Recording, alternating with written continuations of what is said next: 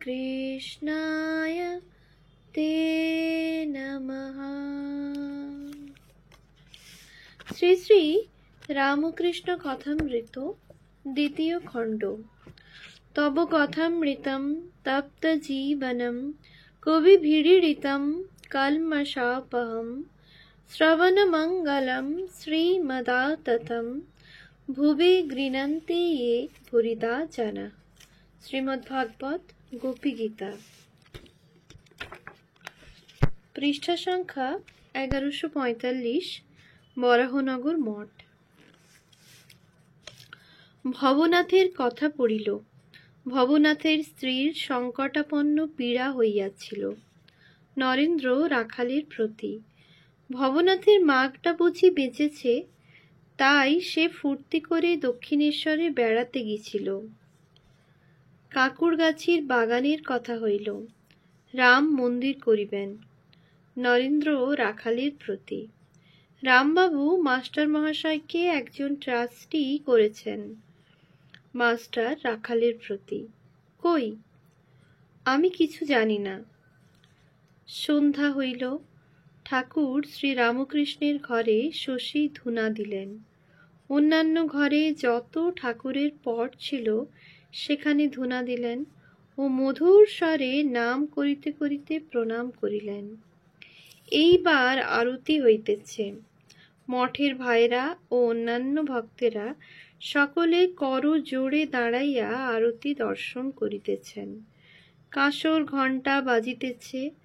ভক্তেরা সমস্বরে আরতির গান সেই সঙ্গে সঙ্গে গাইতেছেন।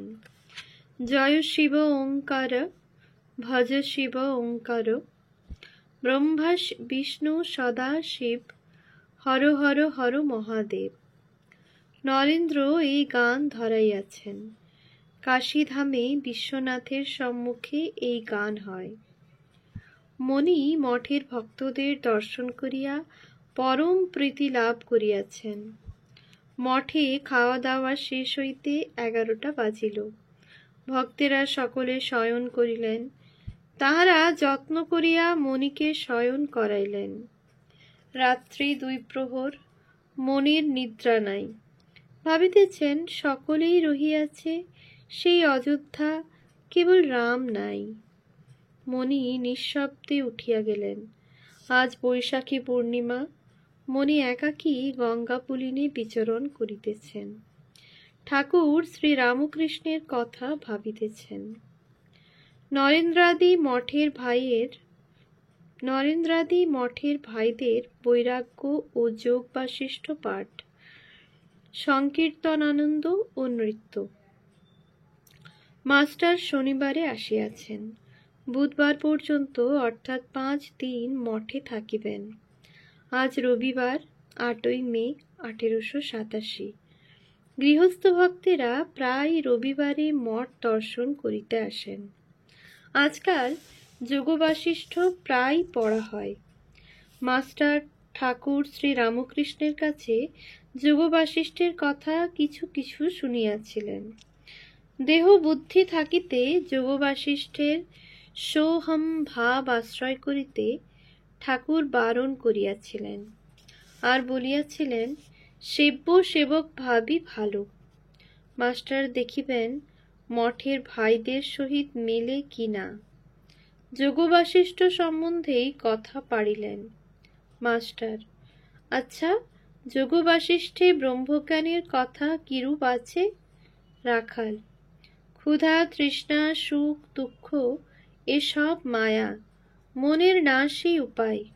মাস্টার: মনের নাশের পর যা থাকে তাই ব্রহ্ম, কেমন?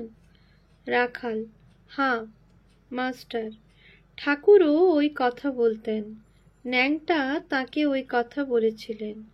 আচ্ছা, রামকে কি বশিষ্ঠ সংসার করতে বলেছেন? এমন কিছু দেখলে? রাখাল: কই, এ পর্যন্ত তো পাই নাই। রামকে অবতার বলেই মানছে না। এইরূপ কথাবার্তা হইতেছে। এমন সময় নরেন্দ্র, তারক ও আর একটি ভক্ত গঙ্গা তীর হইতে ফিরিয়া আসিলেন। তাহাদের কন্যাগরে বেড়াইতে যাইবার ইচ্ছা ছিল, নৌকা পাইলেন না। তাহারা আসিয়া বসিলেন। যোগবাশিষ্ঠের কথা চলিতে লাগিল নরেন্দ্র মাস্টারের প্রতি। বেশ সব গল্প আছে, লীলার কথা জানেন? মাস্টার: হাঁ, যোগবাশিষ্ঠে আছে, একটু একটু দেখেছি। লীলার ব্রহ্মজ্ঞান হয়েছিল। নরেন্দ্র: হাঁ, আর ইন্দ্র অহল্যা সংবাদ?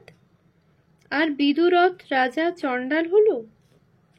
মাস্টার: হাঁ, মনে পড়েছে। নরেন্দ্র: বনের বর্ণনাটি কেমন চমৎকার! কোন দেশে পদ্ম নামে রাজা ও লীলা নামে তাহার সহধর্মিণী ছিলেন। লীলা পতির অমরত্ব আকাঙ্ক্ষায় ভগবতী সরস্বতীর আরাধনা করিয়া তাহার পতির জীবাত্মা দেহত্যাগের পরও গৃহাকাশে অবরুদ্ধ থাকিবেন, এই বর লাভ করিয়াছিলেন। পতির মৃত্যুর পর লীলা সরস্বতী দেবীকে স্মরণ করিলে তিনি আবির্ভূতা হইয়া লীলাকে তত্ত্বোপদেশ দ্বারা জগৎ মিথ্যা ও ব্রহ্মই একমাত্র সত্য ইহা সুন্দর রূপে ধারণা করাইয়া দিলেন। সরস্বতী দেবী বলিলেন, তোমার পদ্ম নামক স্বামী পূর্বজন্মে বশিষ্ঠ নামে এক ব্রাহ্মণ ছিলেন। তাহার 8 দিন মাত্র দেহত্যাগ হইয়াছে, আর এক্ষণে তাহার জীবাত্মা এই গৃহে অবস্থিত আছেন। আবার অন্য এক স্থলে বিদুরথ নামে রাজা হইয়া অনেক বর্ষ রাজ্য ভোগ করিয়াছিলেন। এই সকলই মায়া বলে সম্ভবে, বাস্তবিক দেশকাল কিছু নহে। পরে সমাধি বলে সরস্বতী দেবীর সহিত তিনি সূক্ষ্মদেহে প্রোক্ত বশিষ্ঠ ব্রাহ্মণ ও বিদুরথ রাজার রাজ্যে ভ্রমণ করিয়া আসিলেন। সরস্বতী দেবীর কৃপায় বিদুরথের পূর্ব স্মৃতি উদিত হইল। পরে তিনি এক যুদ্ধে প্রাণত্যাগ করিলে তাহার জীবাত্মা পদ্মরাজার শরীরে প্রবেশ করিল। মঠের ভাইদের প্রত্যহ গঙ্গা স্নান ও গুরু পূজা।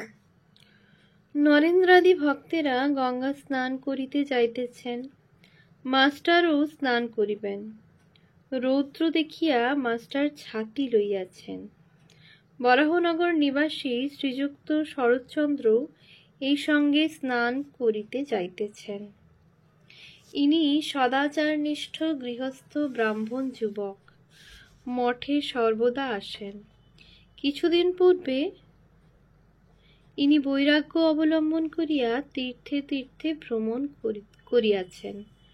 মাস্টার শরতের প্রতি: ভারী রৌদ্র। নরেন্দ্র: তাই বলো, ছাতিটা লই। মাস্টারের হাস্য।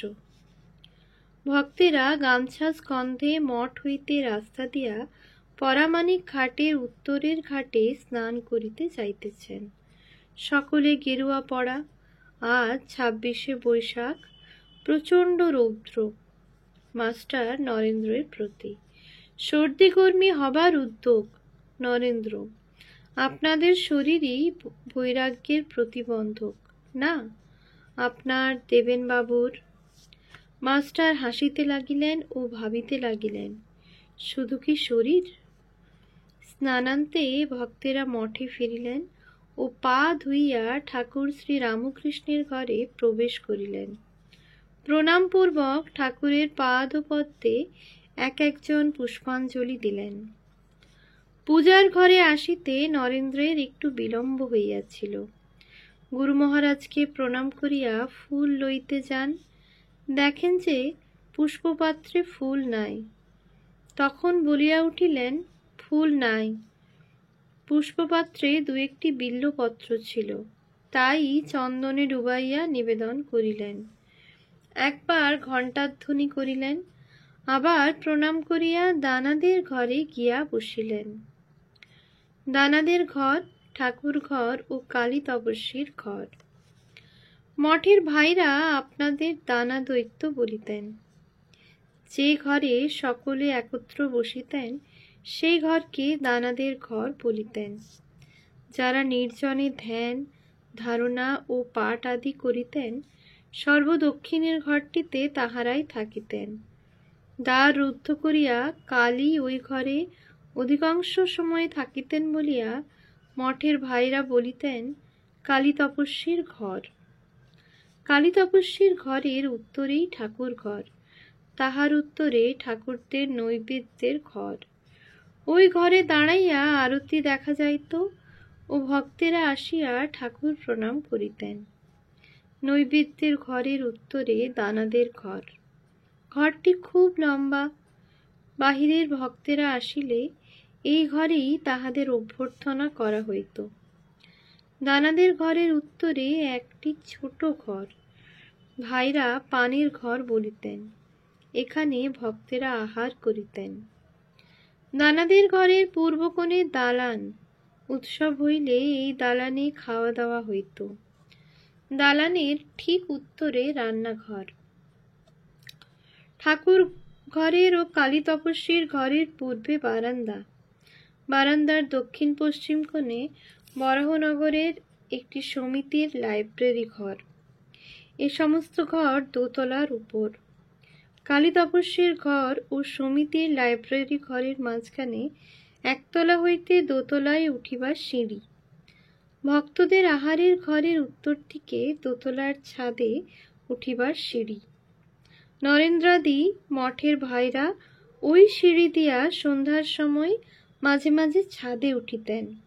সেখানে উপবেশন করিয়া তাহারা ঈশ্বর সম্বন্ধে নানা বিষয়ে কথা বলিতেন।